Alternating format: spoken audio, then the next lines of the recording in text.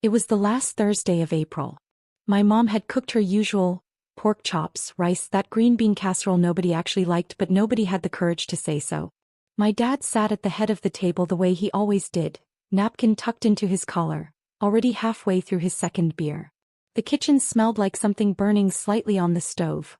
Mom always forgot about the rolls, and the overhead light buzzed the way it had been buzzing for 3 months because nobody had gotten around to replacing the bulb. David was telling a story. He does that. My brother always has a story, and it always starts the same way, with him at the center of something impressive and everyone else on the edges watching. So I closed the deal right there in the parking lot, he said, cutting into his pork chop with both hands like he was performing surgery. Biggest quarter the company's had in 2 years. Marcus actually pulled me aside after and said I might be up for a promotion. My dad's face lit up the way it only does for David. That specific glow. Like someone had turned a lamp on behind his eyes. "That's my boy," Dad said. He actually said that. Out loud. At 37 years old. Mom smiled and squeezed David's arm. "We're so proud of you, honey." I was sitting across from them, stirring rice into my mashed potatoes, quiet the way I'd been quiet at these dinners for years. It wasn't that I was upset. I'd stopped being upset about this a long time ago. It was more like watching a show you've already seen the ending to. You know every line. Every beat. You just sit there and let it play. David turned to me with the expression he always wears when he remembers I exist. Not mean exactly. More like polite.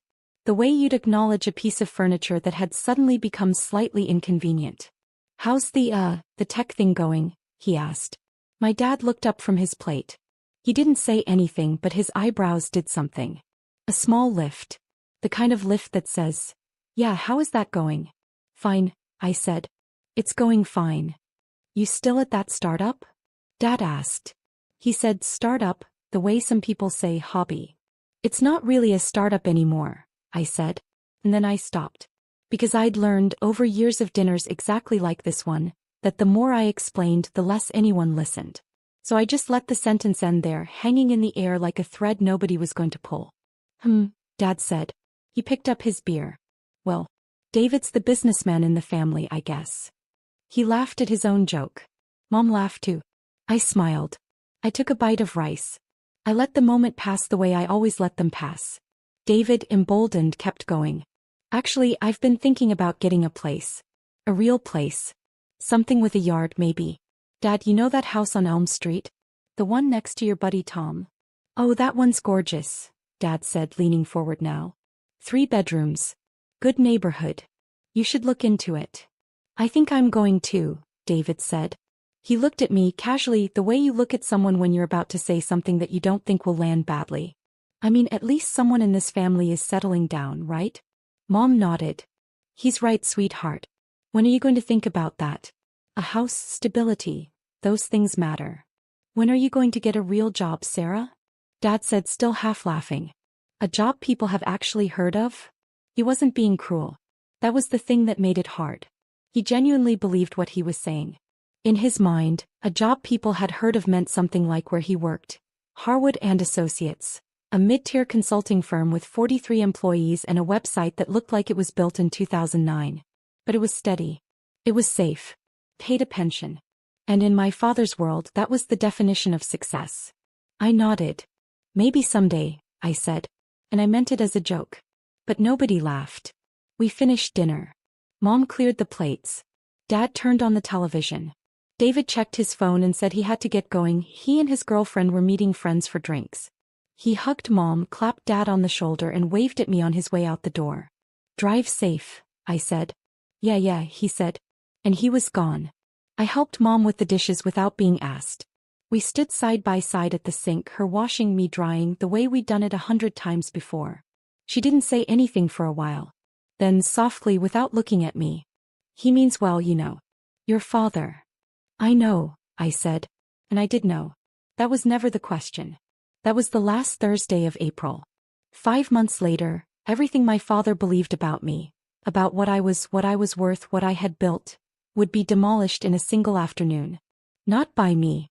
Not by anything I said or did. Simply by him walking through a door. "My name is Sarah Chin. I am 34 years old. I live in a one-bedroom apartment on Maple Street with a couch I bought at a thrift store and a coffee maker that's older than my nephew. I drive a 2018 Honda Civic with 94,000 miles on it. The paint on the back bumper is chipping. When people ask me what I do for work, I say, I work in tech.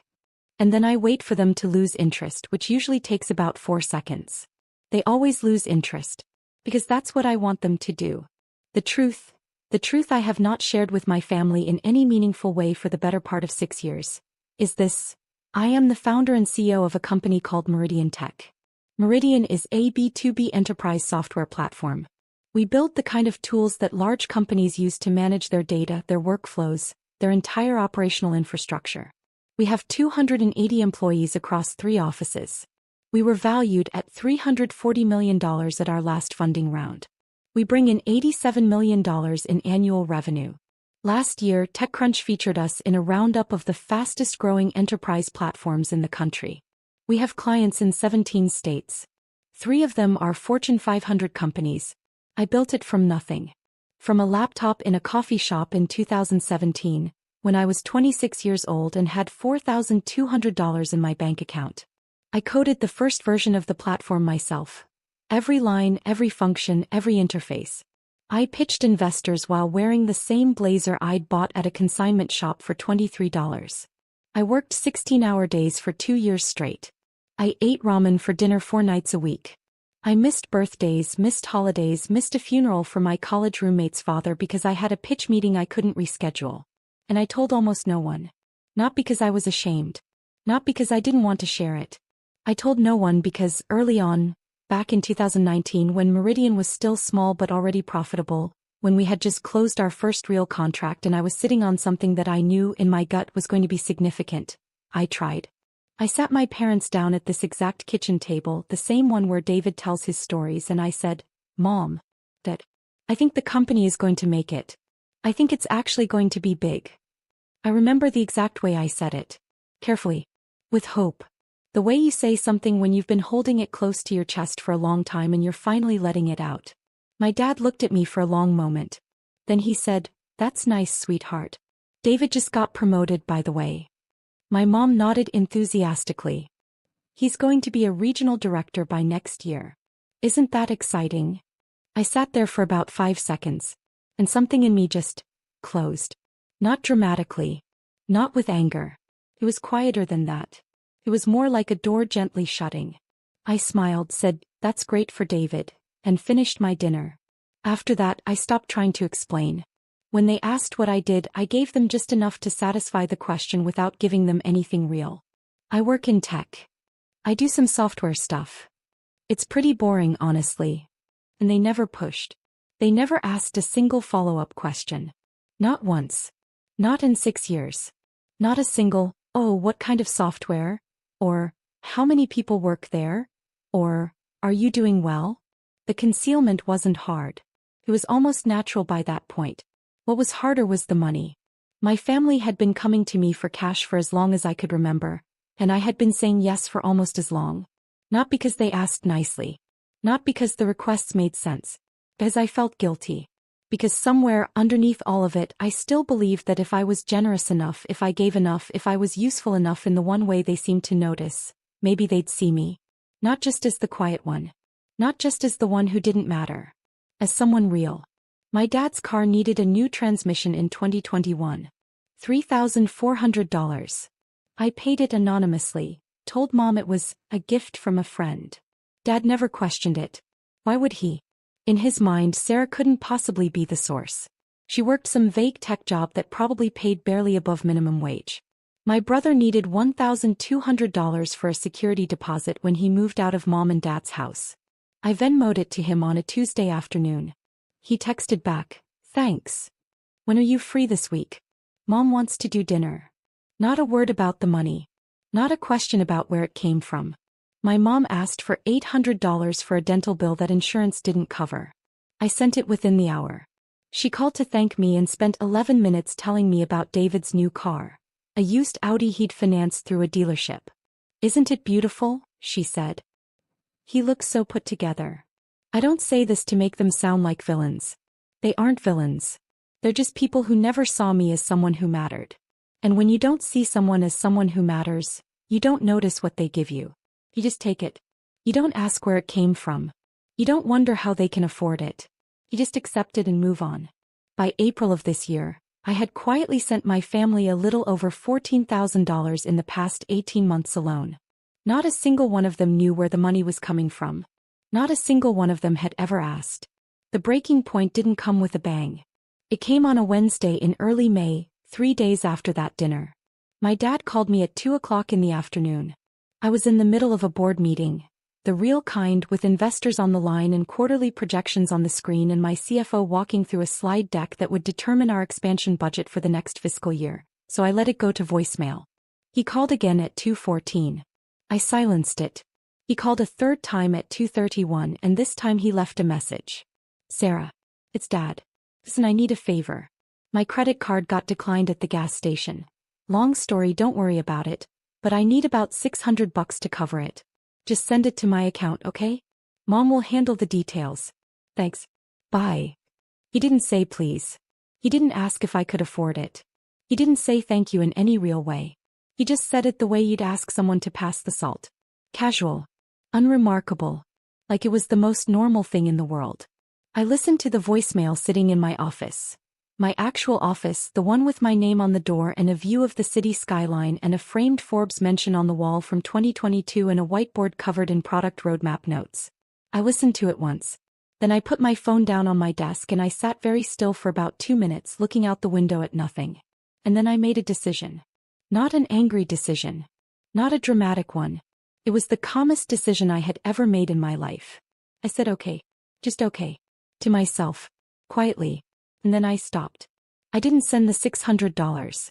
I didn't call my mom. I didn't send an angry text explaining why.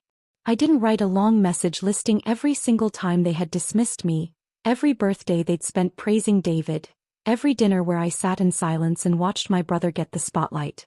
I didn't do any of that. Because that's not how I work. I don't explode.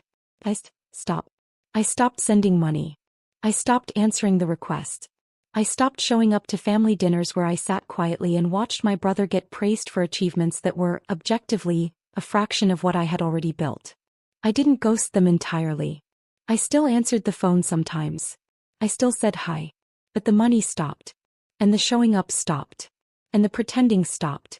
My family, predictably, did not think I was serious. Sarah's probably just busy, my mom told my dad, according to a text she sent my brother that David accidentally forwarded to me. You know how she gets. They thought it would blow over. They thought I'd come back to the table, quiet and compliant, the way I always had. Because that's what I had always done. For years. I had shown up. I had smiled. I had handed over money and asked for nothing. And they had come to rely on it without ever realizing it was something I was choosing to give. I had just chosen to stop. They were wrong to think it would blow over. June was when they first noticed something was off. My dad called about a car repair. $1,800 for brake pads and rotors on his sedan. He called me on a Saturday morning, cheerful, casual, the way he always sounded when he needed something. I let it ring. He called Mom. Mom called me. I let it ring again. 2 days later, Mom sent a text. Honey, Dad's car is making a terrible sound. Are you going to help with this? I read it. I typed nothing. I set my phone down and went for a run. The brake pads didn't get fixed for another week. Dad drove the car anyway, the grinding sound getting worse with every mile, the kind of sound that makes you wince every time you hit the brakes. When he finally took it in, he paid with a credit card that was already carrying a balance from a trip he and Mom had taken to see David for his birthday in March. A trip they hadn't invited me to. By July, the pattern was clear. Without my quiet, invisible contributions, the small financial cracks in my family's life started showing up one by one. Mom's credit card bill crept up $200 in a single month. Dad started complaining at dinner about how expensive groceries had gotten, as though the price of lettuce had changed overnight. David texted me once, casually, asking if I could float him $1,000 for a car payment that was due early. He added a laughing emoji at the end as though the request was a joke. It wasn't. I didn't respond to that one either. Meanwhile, my life continued the way it always had. Meridian was in the middle of one of its biggest growth quarters. We had just closed a deal with a logistics company worth $4.2 million in annual recurring revenue. TechCrunch had mentioned us in a roundup article, the kind of mention that gets forwarded around the industry and sits in inboxes for weeks. I had 3 board members asking me to expand into the European market by the end of the year. My head of engineering, a woman named Rachel who had been with me since the very beginning, sent me a message one Friday afternoon that simply said, "We just hit 500,000 active users." I printed that message out and taped it above my desk. I was busy. I was focused. And for the first time in years, I wasn't carrying the invisible weight of being the family's quiet, unacknowledged piggy bank. It was in August that the Harwood contract came together. My head of partnerships, Janet Okafor, flagged it during our weekly strategy meeting. She was flipping through inbound inquiries on her tablet. We get dozens every week now, and she stopped on one and looked up. "We've got an inbound inquiry from Harwood and Associates," she said, pulling up their profile on her laptop. Mid-tier consulting firm. 43 employees. They're looking for a data management platform for their client-facing projects. I looked at the name on the screen. Harwood and Associates. My dad's company. I stared at it for about 3 seconds. The room was quiet. Janet was waiting for my input. 2 other team members were looking at me waiting. Then I said, "Run the normal evaluation. If they meet our criteria, move forward." Janet nodded. She didn't know the connection. Nobody on my team did. I had never once mentioned my family to anyone at Meridian.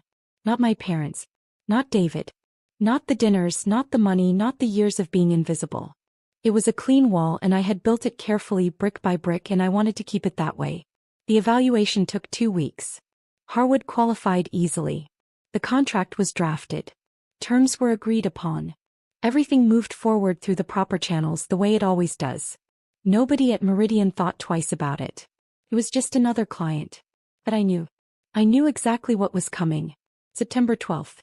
A Tuesday. I got to Meridian's headquarters at 7:30 in the morning the way I always do. Through the side entrance, coffee in hand, earbuds in, a stack of emails already open on my phone. I had a full day.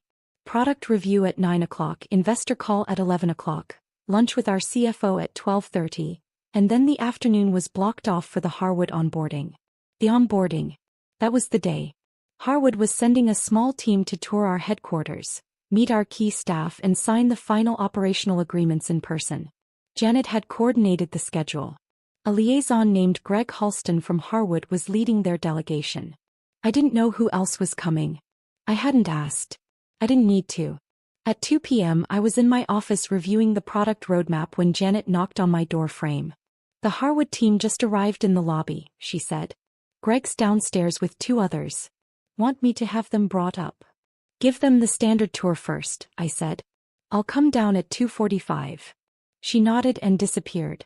Downstairs in the main lobby of Meridian Tech's headquarters, my father walked through the glass doors for the first time. I wasn't there to see it happen.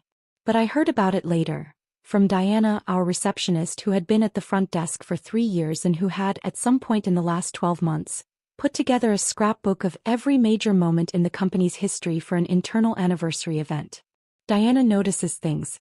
She's the kind of person who remembers faces, remembers names, remembers the exact expression someone was wearing when they walked through the door. Diana told me this is what happened. Greg Halston walked in first, badge already clipped to his jacket from a previous visit to another vendor. He smiled at Diana, said, "Harwood delegation, we have at 2 o'clock," and she started pulling up their arrival forms on her computer. Behind him 2 men walked in. One was a younger associate named Patrick, mid-20s, nose in his phone. The other was my dad. Robert Chen walked into that lobby and stopped. He stopped the way you stop when you walk into a room and something doesn't add up. Not dramatically. Not like in a movie where someone gasps and staggers backward. He paused. His feet went still. His eyes moved. The lobby at Meridian is not ostentatious. We're not a tech company that spends $20 million on a foosball table and a slide between floors. It's clean. It's modern. White marble floors. Warm wood accents. A long reception desk in brushed brass. On the left wall, floor-to-ceiling glass panels displaying our company timeline. The founding in 2017, the first product launch in 2018, the Series A in 2019, the Series B in 2021, the Forbes mention, the industry awards, the client milestones. Each one dated. Each one documented. And on the right wall, the main wall, the one you see the moment you walk through the doors, there is a single panel. 8 feet wide. 12 feet tall. The founder's wall. It's not vanity. It's tradition in our industry. A way of anchoring a company's identity to the person who started it. Other tech companies do it too. Apple had Jobs. Google had Page and Brin. Meridian has me. My photo, a professional headshot, black and white, taken during a magazine shoot last spring, is centered on that panel. My name is printed beneath it in clean, modern typography. And below my name 4 words. Sarah Chen, founder and 12 feet high. My dad stood in that lobby and looked at that wall. Diana told me later that she watched his face go through something she couldn't quite name. It wasn't shock exactly. It was more like a slow recalculation. Like someone had just shown him a math problem he'd been solving wrong for 30 years and the correct answer was staring him in the face. Greg turned around. Robert? You okay? My dad didn't answer right away. He was still looking at the wall. Robert. That's. My dad started. He pointed at the photo. At my name. That's my daughter. Greg blinked. He looked at the wall. He looked back at my dad. Sarah Chen is your daughter? My dad nodded. His hands, Diana told me, were shaking. Greg didn't know what to say. Patrick looked up from his phone, confused. Diana, behind the desk, went very still. It was at that exact moment that Janet Okafor came down from the 3rd floor to greet the delegation. She walked into the lobby with her tablet, smile already in place, and stopped when she saw the look on everyone's faces. Everything okay? She asked. Greg pointed at my dad. This is Robert Chen. He says he's Sarah's father. Janet looked at my dad. Then she looked at the wall. Then she looked back at him. Oh, she said. Just that. There was a silence that lasted about 4 seconds. It felt longer. Janet recovered first. She's good at that. At reading a room and moving through it professionally regardless of what's actually happening underneath. Mr. Chen, she said, extending her hand. It's a pleasure. Let's get you all set up. It was at that moment that Marcus Webb walked into the lobby. Marcus is Harwood's senior VP, my dad's boss. He had come to Meridian for the signing ceremony later that afternoon, arriving separately from the delegation. He walked in with his coat over one arm, phone in the other, and stopped when he saw the group clustered near the reception desk with their slightly stunned expressions. Greg, he said. Everything goes smoothly? Greg hesitated. He looked at my dad. Then back at Marcus. Actually, Marcus, this is Robert Chen. He's on your team. And apparently. Greg gestured at the wall. At my name. 12 feet high. Marcus looked at the wall. Then he looked at my dad. Something shifted in his expression. Not surprise exactly, but a sharp and immediate recalculation. He knew my name. He had seen me speak at 2 industry events. He had read the same articles everyone else in that room had read. Robert, Marcus said slowly. Sarah Chen is your daughter. My dad said nothing. He just stood there looking smaller than I had ever seen him look. Marcus didn't push it. He's too professional for that. He just nodded once and said, well, small world. And then he turned to Greg and started talking about the signing documents, and the conversation moved on the way conversations do when everyone in the room is pretending something didn't just happen. But something had changed. The air in that lobby was different now. Greg, Patrick, Diana, Janet, Marcus. Every single person standing in that room had just watched Robert Chen find out that the company his firm had signed a contract with was built by his own daughter. The daughter he called the tech thing at dinner. The tour continued. Greg led the Harwood team through the first floor, the open-plan workspace where 62 engineers sat coding, the glass-walled conference rooms, the wall of client logos that included 3 Fortune 500 companies. My dad walked through it all in silence, his eyes moving from one thing to the next, recalculating. At one point they passed a monitor in the hallway that was displaying the company newsletter, an internal publication we send out every 2 weeks. The current issue had a photo of me at an industry event in San Francisco, shaking hands with the CEO of one of our biggest enterprise clients. The headline read, Meridian closes record Q3. My dad stopped in front of that screen for a long time. Patrick asked if he was okay. My dad said he was fine. They made it to the second floor. Janet showed them the Partnership Operations Center, the team that would be handling the Harwood account day to day. She introduced Greg to the account managers. She walked them through the onboarding timeline. And then at 2:43 p.m. Janet's phone buzzed. She glanced at it, nodded and said, "Sarah's available. Let me bring you up to meet her." The elevator ride to the third floor was quiet. My dad stood in the back corner, arms crossed, jaw tight. Greg was making small talk about the building. Patrick was on his phone again. The doors opened.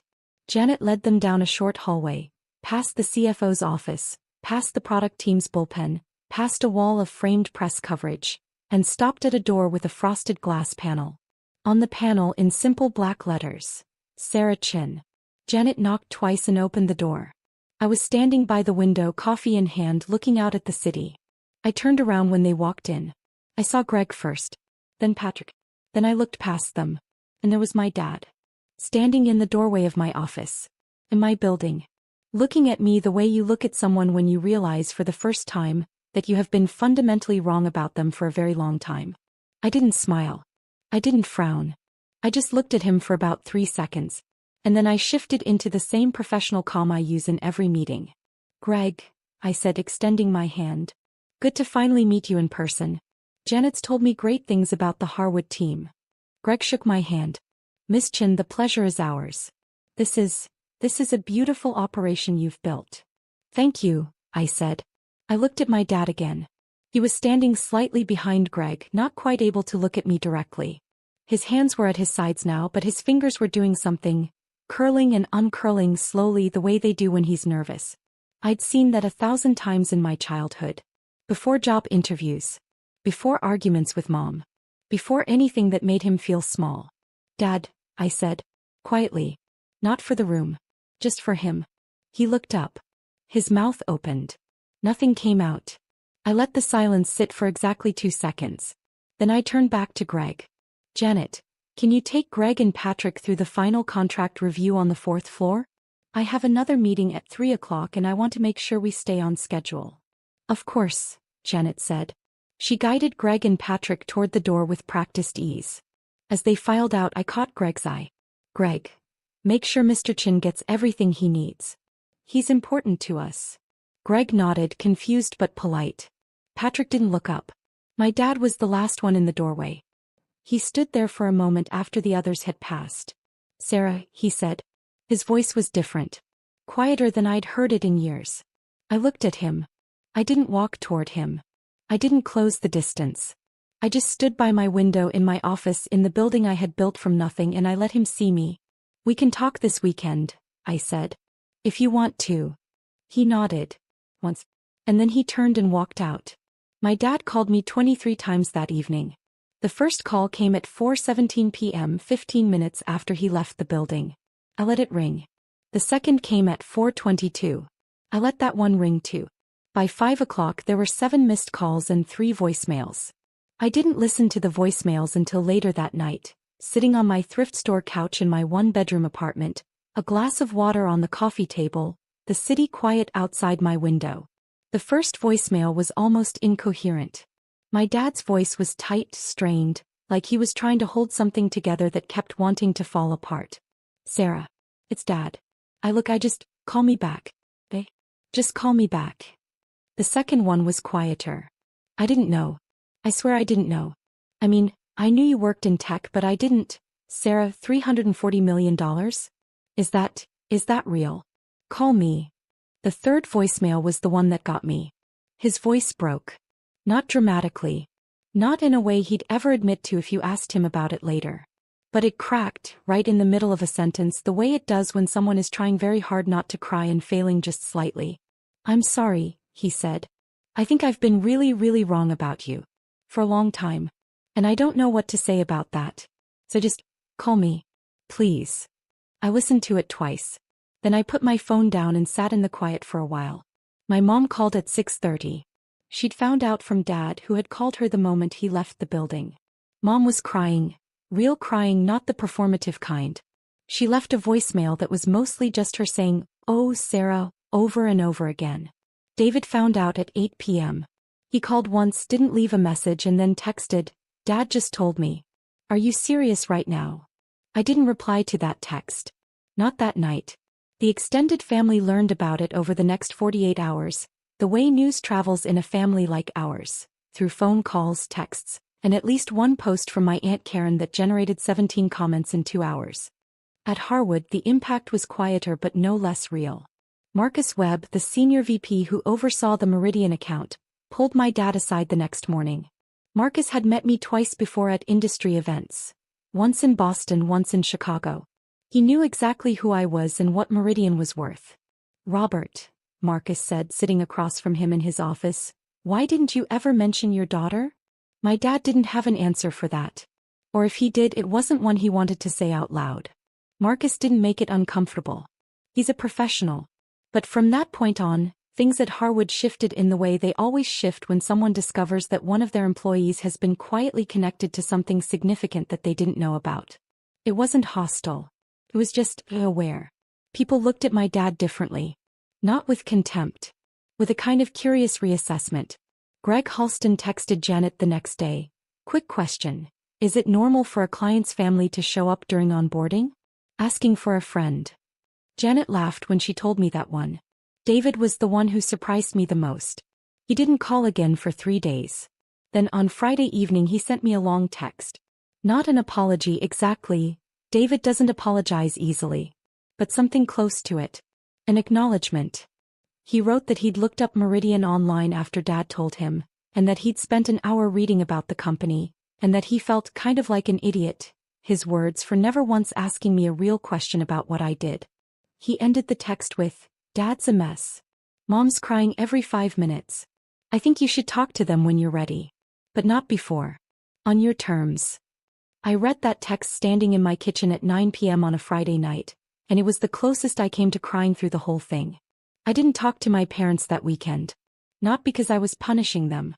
I just wasn't ready. There was too much sitting in the space between us. Too many years of quiet dismissal. Too many dinners where I smiled and said nothing. Too many times I'd handed over money and asked for nothing in return except to be seen. I needed to figure out what I actually wanted to say before I said it. 3 weeks later, on a Sunday morning, my dad sent me a text.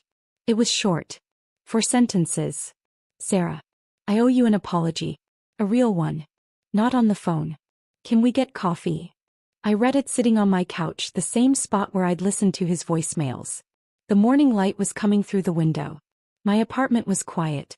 The Honda Civic was parked outside with its chipping bumper paint. Everything looked exactly the same as it always had. I read the text once more. Then I set my phone down and went to make breakfast. I didn't reply that day. Not because I didn't want to, but because for the first time in my life I didn't have to rush to give my family what they needed. I had built something real. Something that 280 people showed up to every day. Something worth $340 million. Something that had taken me 8 years of silence and sacrifice to create. And it wasn't going anywhere. The coffee could wait until Monday.